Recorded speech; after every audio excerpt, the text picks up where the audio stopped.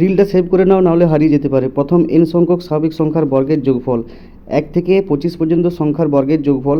এখানে একটা ফর্মুলা আছে, n into n plus 1 into 2n plus 1 divide by 6। n সমান যতগুলি সংখ্যা বলবে 25 into 25 plus 1 26 into 25 2 50 plus 1 51 divide by 6।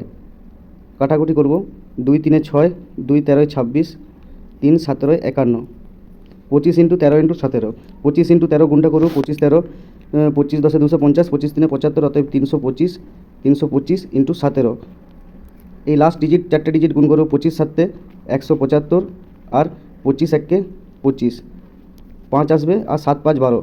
লাস্টে কোন অপশানে 25 আছে সেটা হবে অ্যান্সার। এই যে অপশান ডি, 5525 অ্যান্সার।